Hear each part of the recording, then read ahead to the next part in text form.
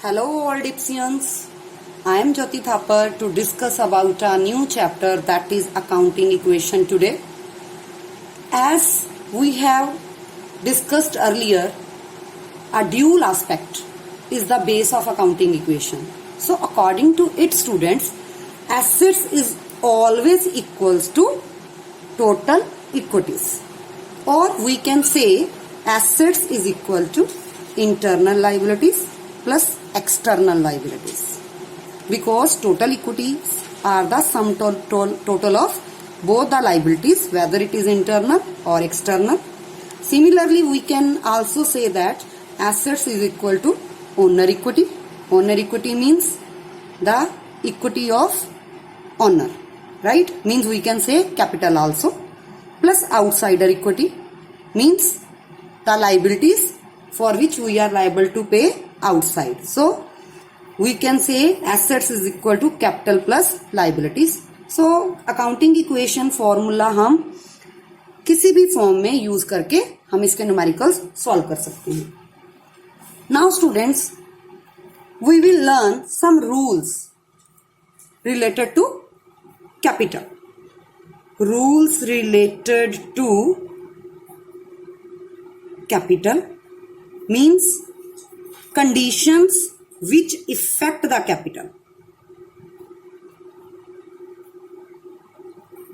Affect the capital. Number 1, students, if there is any expense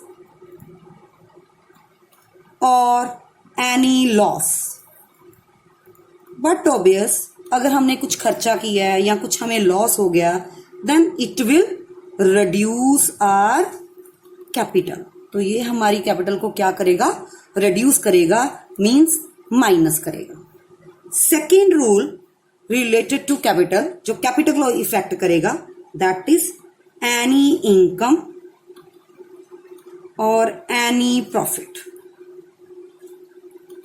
but obvious students, it will increase means it will add our capital.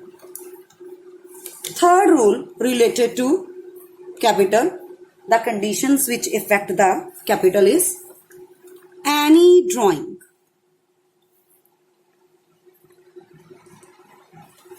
money withdrawn, goods withdrawn for personal use, it will automatically reduce our capital, क्योंकि हम withdraw कर रहे हैं अपना पैसा. So reduction in the capital. And if there is any additional capital, additional capital means हमने business चलते हुए बीच में थोड़ा पैसा और इन्वेस्ट कर दिया बिजनेस में, then it will increase the capital. And the last condition which affect the capital, that is interest on capital and interest on drawing. We can say IOC and IOD. Student, it will not affect the capital. Reason being, if there is interest on capital, then interest will be deducted from business and again will be added to the business. One time it is deducted, one time it is added, so there will be no effect on the capital. Similarly related to IOD. So these are some rules which affect the capital. Now we will start some transactions by which we can see how the transaction affect the different assets and liabilities. Like number 1, transaction affecting only one main element.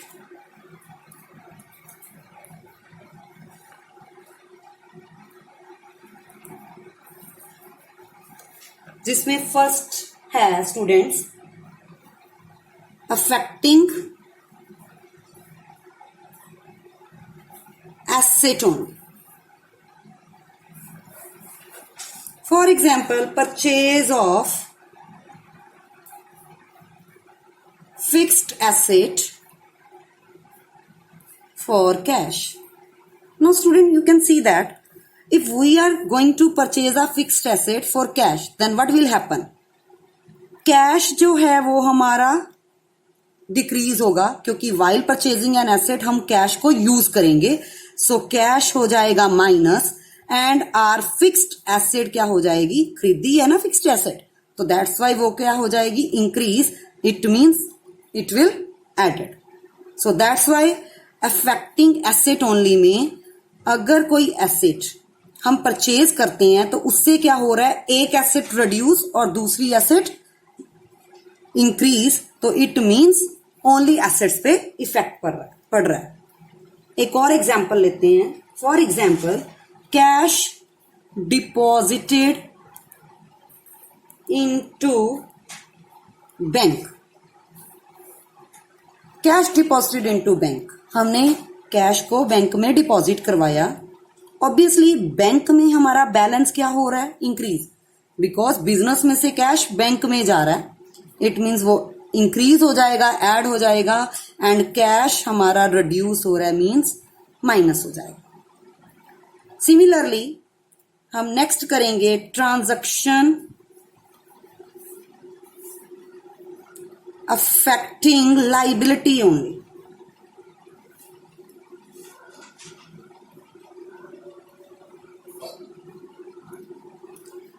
For example, bills payable issued to creditors. Bills payable, हमने किसी के पैसे देने थे, हमने creditor को issue कर दिए. ऑब्वियसली क्रेडिटर्स क्या हो जाएंगे हमारे, बिल्स पेएबल इशू किए हैं तो बिल्स पेएबल इंक्रीज हो जाएंगे, हमारा बीपी इंक्रीज हो रहा है. और किसको इशू कर रहे हैं, क्रेडिटर को देने के लिए इशू कर रहे हैं, तो इट मीन्स जब उनको देंगे तो क्रेडिटर हमारे रिड्यूस हो जाएंगे. मतलब दोनों effect will be on liability only. Next हम करेंगे transaction affecting any two main elements. Means सिर्फ एसेट्स को नहीं, सिर्फ लाइबिलिटीज को नहीं, दोनों को कर सकते हैं. Like transaction affecting assets and liabilities. A है purchase of goods on credit. हमने उधार पे गुड्स खरीदी हैं, तो क्या हुआ, स्टॉक, जब हम गुड्स खरीदेंगे तो स्टॉक प्लस हो जाएगा, इंक्रीज हो जाएगा. पर हमने गुड्स क्या खरीदी हैं, क्रेडिट पे खरीदी हैं, मतलब हमारे जो क्रेडिटर्स हैं उनको पेमेंट करनी है, तो क्रेडिटर भी साथ में क्या हो जाएंगे, हमारे इंक्रीज हो जाएंगे. दोनों फैक्टर क्या होंगे, इफेक्ट होंगे. One is asset is increasing and on the other side liability is also increases. Next, cash paid to creditors.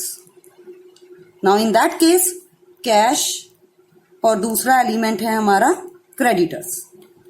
We are paying cash, so that's why cash क्या हो रहा है हमारा, डिक्रीज, माइनस, एंड क्रेडिटर्स को payment दे रहे हैं, तो इट मीन्स अब उतनी पेमेंट हमें उसको नहीं और देनी पड़ेगी, मीन्स उतनी वैल्यू से हमारे क्रेडिटर रिड्यूस हो जाएंगे, तो वो भी क्या हो गए, माइनस हो गए. सिमिलरली एक और एग्जांपल देख लेते हैं हम करके. Goods returned to suppliers. Goods क्या करी गई हैं, सप्लायर को रिटर्न करी गई हैं. हु आर द सप्लायर्स, जिनसे हमें गुड्स मिली हैं, मतलब जिनसे हमने परचेज करी हैं. We can say creditors also. तो गुड्स हमने उनको रिटर्न कर दी, तो ऑब्वियसली स्टॉक में से गुड्स वापस सप्लायर के पास जा रही हैं, तो stock is going to decrease, and supplier means creditor. तो गुड्स अगर उसको वापस कर दी तो हमें उतनी गुड्स की उसको पेमेंट नहीं करनी पड़ेगी. It means our supplier is also going to decrease. तो इन दिस वे हम ट्रांजैक्शंस के इफेक्ट को अंडर अकाउंटिंग इक्वेशन शो करते हैं. आई होप आपको बेसिक वीडियो इसकी क्लियर होगी. Now tomorrow we will start numericals related to the accounting equation. Thank you.